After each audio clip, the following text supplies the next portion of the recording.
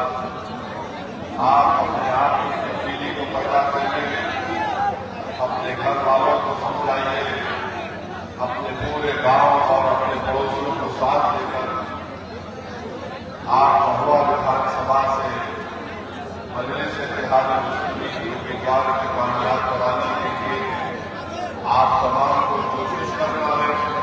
और मुझे यकीन है आप जो इतनी बड़ी तादाद में आप यहाँ पर जमा हुए हैं, इंशाअल्लाह ताला यहाँ से जरूर मजलिस-ए-इत्तेहाद मुस्लिमीन का उम्मीदवार आपका नया विधायक बनकर हाल की विधानसभा में जाएगा। मेरे अपने दोस्तों और बुजुर्गों, एमआईएम पार्टी क्या कहती है, मजलिस कहती है कि हम भारत की राजनीति में बराबरी चाहते हैं, हमको बराबरी मिले, हमको समानता का हक मिले। हम कोई आसमान से तारे तोड़कर लाने की बात नहीं कर रहे हैं। हम ये कह रहे हैं कि भारत के संविधान की दफा 14 बराबरी की, मसावत की, समानता की बात है। मजलिस उसको हासिल करना चाहती है और हमारा मानना यह है कि जब तक भारत की सबसे बड़ी अकलियत से इंसाफ नहीं होगा, जब तक भारत की सबसे बड़ी अकलियत और बिहार की सबसे बड़ी अकलियत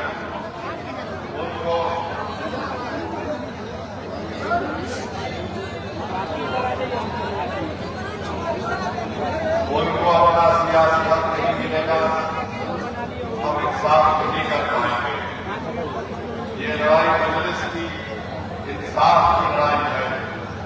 हम नफरत को खत्म करना चाहते हैं, हम इस्तेसाल को खत्म करना चाहते हैं, हम नौजवानों के मुस्तकबिल को रोशन करना चाहते हैं, हम हमारे बच्चों की तालीम का इंतजाम करना चाहते हैं। हम ये चाहते हैं कि हमारी बेटियां अपनी तालीम मुकम्मल करने के लिए उनके लिए कॉलेज का क़याम बनाया जाए। और हम आज में पैगाम दे रहे हैं कि जो भारतीय जनता पार्टी और नीतीश कुमार जो सियासत कर रहे हैं वो नफरत की सियासत है, वो अक़लियतों को दबाने की सियासत कर रहे हैं, हमको दूसरे दर्जे का शहरी बनाने की कोशिश कर रहे हैं। वो हमारे मजहबी मुकामात को एक वक्फ के काले कानून के जरिए से हमको उससे महरूम करने की कोशिशें कर रहे हैं। दूसरी तरफ आपके सामने है कि एक इंडिया अलायंस है जिसकी सबसे बड़ी पार्टी राजद है। राजद के सामने अकबर ईमान साहब ने उनको खत लिखकर वाज़ेह तौर पर तेजस्वी यादव को बता दिया कि हम आपकी तरफ दोस्ती का हाथ बढ़ाते हैं। अगर आप चाहते हैं कि यहाँ पर दोबारा नीतीश कुमार और बीजेपी की हुकूमत ना बने तो आइए आप और हम मिलकर चुनाव लड़ते हैं। मजलिस-ए-इत्तेहाद मुस्लिमीन ने तेजस्वी यादव को लिख कर दिया कि हम सिर्फ 6 सीट चाहते हैं बिहार के विधानसभा के चुनाव में। 5 तो हमारे जीत कर आए थे, हमने 6 का मुतालबा किया। अगर आप देखिए अकबर ईमान ने लिखकर ये भी दिया कि अगर आपको सत्ता मिलती है तो हम अपने आप को मंत्री का पौधा मत कीजिए। हम सिर्फ यही चाहते हैं कि बिहार में अक़लियतों से, दलितों से, मजलूमों से, पिछड़ों से इंसाफ हो सके और बिहार में आरएसएस के एजेंडे को नाकाम बनाया जाए। अब आप खुद देख रहे हैं कि तेजस्वी यादव की तरफ से कोई बात नहीं की जाती है। फैसला आपको करना है कि क्या ओवैसी बीजेपी को रोकना चाहता है या फिर तेजस्वी बीजेपी को कामयाब करना चाहता है। ये फैसला इस विधानसभा की जनता को करना है। ये फैसला बिहार की जनता को करना है। मेरे अजीज दोस्तों और बुजुर्गों, तीसरी बात यह है कि आज आप देखते हैं कि अभी हमने सुना कि यहाँ पर 5 सितंबर के दिन मीलादुन्नबी के मौके पर जनाब नसीर शाह साहब को राजा पाकर थाने की पुलिस बेवजह उठा कर ले गई। मारपीट की गई और 3 दिन के बाद नसीर शाह की लाश थाने से आ गई। हम पूछना चाहते हैं भारत के प्रधानमंत्री मोदी से, नीतीश कुमार से, सुभाष पासवान से, जनाब कुशवाहा साहब से, अगर मरने वाले का नाम नसीर शाह नहीं होता, कुछ और होता, तो अब तक पूरे थाने का थानेदार से लेकर कांस्टेबल तक सब बरतरफ हो जाते। मगर लोहिया की आवाम आपको बता रहा हूं कि ये सिर्फ नसीर शाह की मौत नहीं है, ये मौत आपको पैगाम दे रही है कि बिहार की सबसे बड़ी अकलियत की जान की कोई कीमत नहीं है, हमारी जान की कोई कीमत नहीं है। मरने वाले का नाम नसीर शाह था।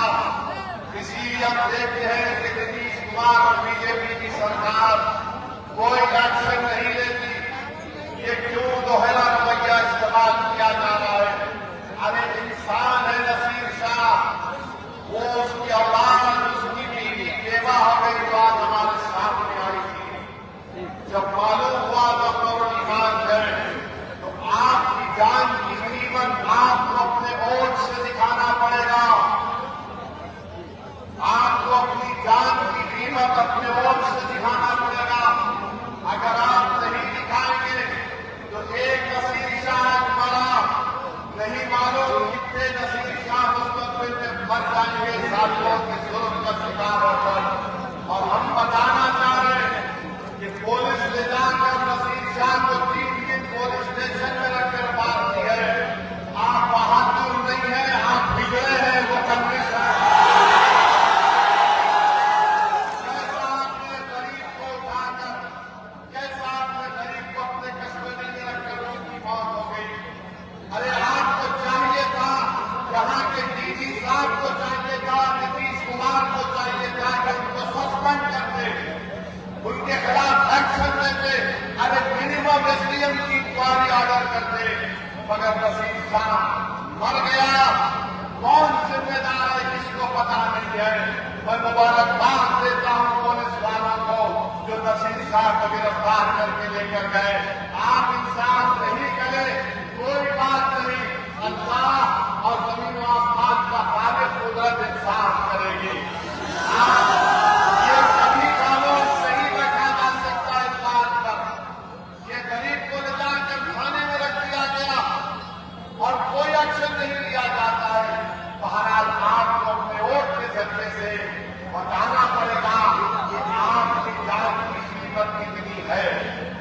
आप अगर नसीर शाह के साथ हैं, आप नसीर शाह के साथ हैं, आप नसीर शाह की मौत को मौत मानते हैं, आप मानते हैं कि नसीर शाह को मारकर पीट कर उसको खत्म कर दिया गया, तो फिर आपको भारत की लोकशाही में संविधान इस बात की इजाजत देता है कि आप जब अपना वोट डालने जाएंगे तो याद रखिए नसीर शाह की बेवा आपके सामने थी, वो इंसाफ के लिए पुकार रही है। क्या तुम नसीर शाह के अपराध खानदान से इंसाफ करोगे? करोगे? कैसे करोगे? और क्या करोगे? या सिर्फ नारा लगाकर इंसाफ करोगे? वोट डालोगे पतंग छाप पर, वोट डालकर इंसाफ करोगे?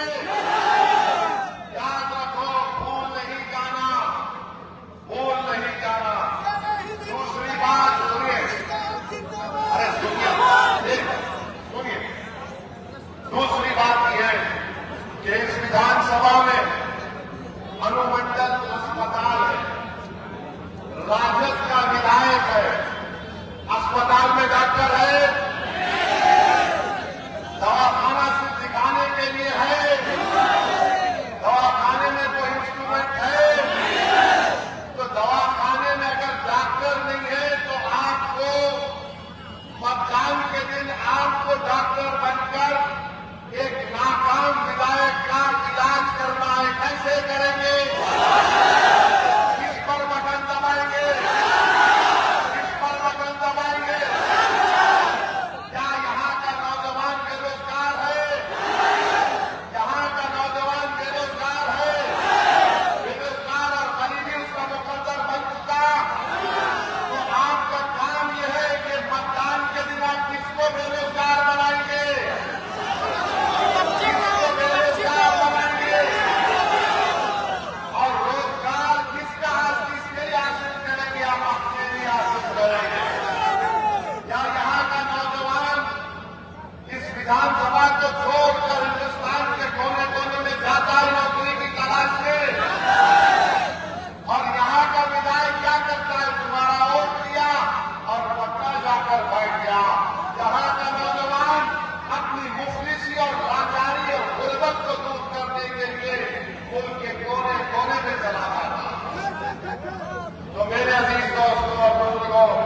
फिर आप ये भी जानते हैं कि जहां पर भ्रष्टाचार है, आवास योजना बगैर पैसे की मिलती है, पेंशन मिलता है बगैर पैसे के, तो भ्रष्टाचार का खात्मा कैसे करेंगे? कैसे करेंगे? रिश्वत का खात्मा कैसे करेंगे? जोर से बोलो। भ्रष्टाचार का खात्मा और से करेंगे, छाप पर बटन दबा के रिश्वत का खात्मा करेंगे। यहां पर रिश्वत आम हो चुकी, रिश्वत पैसे लिए जा रहे हैं सरकार की तरफ से, तो मोदी नीतीश कुमार ने कहा कि भाई साहब, बिहार की जनता, हमने 5 साल आपको बहुत लूटा, अब आपके अकाउंट में 10,000 रुपये। पंजाब में 5 साल खून चूस लिया, अब चुनाव आया, कल में 10,000।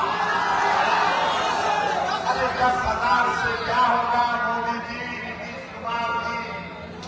आपने 5 साल, एक साल में 365 दिन, 365 दिन अगर गरीब म्यूटेशन के लिए 3,000 देता है, रजिस्ट्री के लिए 1,500 देता है, आवास योजना के लिए 3,000, यहां विधानसभा में एक दिन की रिश्वत कम से कम 15 से 20 लाख होगी, एक दिन की। और आज आप लोग आंखों में पर्दा डालकर बोले मैंने 10,000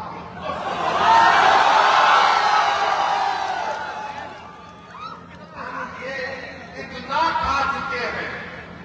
अब चुनाव आ गया तो आपका भी काम यह है, 10,000 दिए तो लेना, मगर और किसको देना, और किसको देंगे, और कदम छाप को देंगे ना। अभी ये जो झगड़ा चल रहा है, बहुत झगड़ा चल रहा है, कौन लड़ेगा नहीं लड़ेगा, कौन किस पार्टी से आएगा, कैसा आएगा, उसकी फिक्र मत करिए। आप बटन छाप के बटन को देखकर वोट डालेंगे ना इंशाअल्लाह। आप ये समझिए कि ओवैसी आकर खड़ा है, आपसे कह रहा है डालने के लिए। और हमसे दुश्मनी क्यों है? हमसे दुश्मनी इसलिए है कि ये नहीं चाहते कि तुम नेता बनो, ये नहीं चाहते कि तुम लीडर बनो, ये नहीं चाहते कि तुम अपने मुकद्दर के फैसले करो, ये नहीं चाहते कि तुम उनकी आंख में आंख डालकर उनको देखकर कहो कि मैं गुलामी नहीं चाहता, मैं अपना हक चाहता हूं। हम बराबरी चाहते हैं। ये चाहते क्या है कि हमको झुका कर रखें, हमको कमजोर करके रखें और हमारा हाल ऐसा करके रखें कि हम कभी ना उठें। याद रखो, कल तक बिहार की राजनीति में कोई विकल्प नहीं था, मोदी था, नीतीश था, तो दूसरी तरफ राजद और उनकी पार्टियां थी। ये दोनों ये समझ रहे थे अगर इनसे नाराज हुए तो उनके पास चले जाएंगे। अब मजलिस तीसरी का हाथ बनकर बोली है, अब इन दोनों को परेशानी है। मोदी परेशान, नीतीश कुमार परेशान, राजद परेशान। ये अब कैसा होगा? ये अब ऐसा होगा कि अब गरीबों का इस्तेसाल खत्म होगा, गरीबों को उनका हक मिलेगा, नेता बनेंगे। आप नेता बनेंगे या सिर्फ वोट डालकर घर में सो जाएंगे? तुम नेता बनना चाहते हो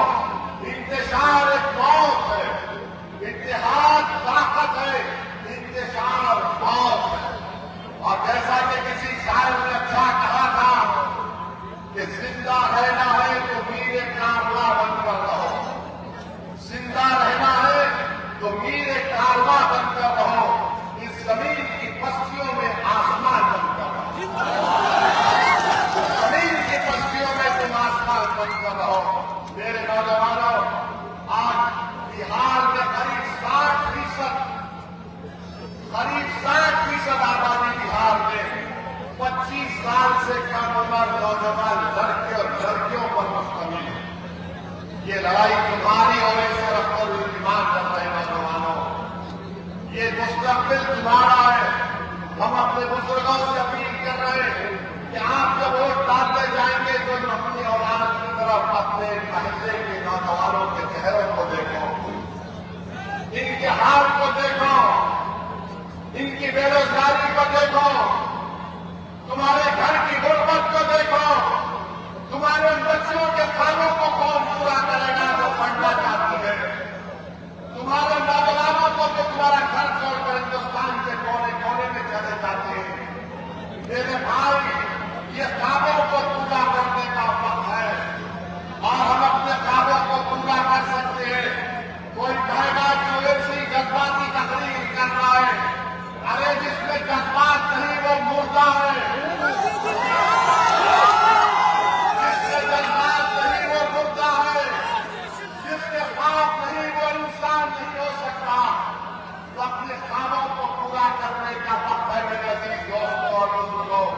70 साल हमने सबको आजमा किया मगर किसी ने हमारे ख्वाबों को पूरा नहीं किया।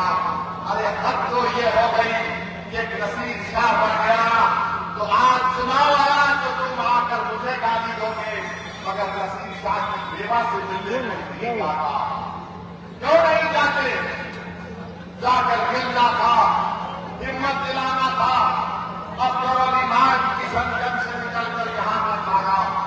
तो मेरे अजीज दोस्तों और बुजुर्गों, हम आपको बता रहे हैं कि आपके पास एक विकल्प है, एक मुतबादिल है कि आप मजलिस का साथ देंगे, वोट डालेंगे, वोट डलवाएंगे, अपने माँ बाप को राजी करवाएंगे, वोट डालेंगे, या फिर कोई आके तुम्हारे कान में बोल ऐसा बोलेगा, अरे नहीं नहीं बीती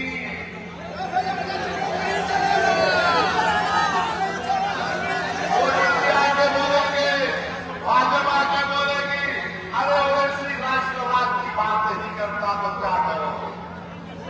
मेरे भाई याद रखो, इन्हीं बातों को हम सुन सुनकर थक जाते हैं मगर हमारे हौसले बस नहीं होते हैं। हम किसी की टीम नहीं, हम जनता की टीम थे और हमेशा रहेंगे। बीजेपी से हमको सर्टिफिकेट नहीं चाहिए राष्ट्रवाद का, ना हमको ये नाम निहाल सेक्युलर पार्टी से सर्टिफिकेट चाहिए कि हम सेक्युलर हैं। अरे हम सेक्युलर थे, है और रहेंगे। उनको बताना पड़ेगा जो बार बार बोलते एम्पायर समीकरण, एम्पायर समीकरण। अरे बताओ ये एमवाई में क्या फायदा हुआ? तुम मुख्यमंत्री बन गए, 15 साल तुम्हारे पास इख्तियार रहा, 20 साल नीतीश कुमार मुख्यमंत्री है। आज आपके पास एक सुनहरा मौका आया है कि आप अपने वोट का सही इस्तेमाल करें, भारत की जमहूरियत को मजबूत करिए, नाइंसाफी का खात्मा करिए, अपने मुकद्दर के फैसले खुद करिए और यही आपकी कामयाबी होगी। नौजवानों, जब तुम यहां से उठकर जाओगे, ये पैगाम लेकर जाओ कि आने वाला कल तुम्हारा है, ये लड़ाई तुम्हारे मुस्तकबिल की है और हम एक ताकतवर बिहार को देखना चाहते हैं जहां पर सब लोगों से इंसाफ होगा। समानता की बात सिर्फ लफ्जी जुमला नहीं होगी बल्कि उस पर अमल होगा, बराबरी की बात होगी, हिस्सेदारी की बात होगी, अब गुलामी की बात नहीं होगी। और ये बीजेपी आकर बार बार राष्ट्रवाद की बात करते हैं। मोदी ने कहा कि आतंकवाद और पानी एक साथ नहीं बच सकता, बातचीत और आतंकवाद साथ साथ नहीं हो सकती। अब बताओ मोदी जी, आप तो पाकिस्तान से क्रिकेट मैच दुबई में खेलते हैं और कोलंबो में खेलते हैं। ओवैसी ने खड़े होकर पार्लियामेंट में कहा कि पाकिस्तान से जब सब बंद है तो खेल भी बंद होना चाहिए।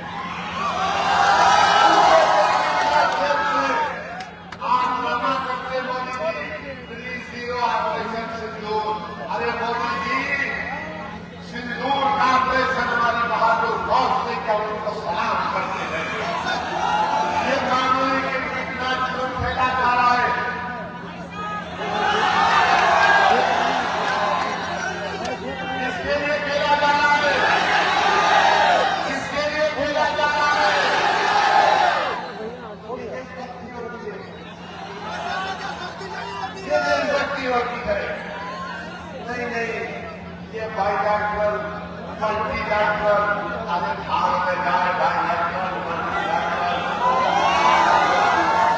अच्छा, ये मोदी जी 7,000 रुपये दिए, जो सैलाब आता, जमीन कटती है, कुछ इंतजाम किया नहीं। और मोदी जी बोलते यहाँ पर घुसपैठी करें। नेपाल में क्या हुआ आपको पता नहीं, बांग्लादेश में क्या हुआ आपको पता नहीं। इलेक्शन कमीशन 65 लाख नाम निकाल दिया, उसमें कोई उसको भी नहीं है। मोदी चले गए तो मालूम हुआ हमको बदनाम करने के लिए बात कही जाती है। महाराज इंशाअल्लाह चुनाव के दौरान में एक मरतबा मैं फिर विधानसभा में आऊंगा और आपसे फिर से अपील करूंगा कि अपने इतिहास की ताकत और कुव्वत पर कम्युनिस्ट पार्टी को उम्मीदवार को कामयाब करिए। आपका बहुत बहुत शुक्रिया कि आप जहां पर आए, आपके दिल से जो कामयाब किया। पवन साहब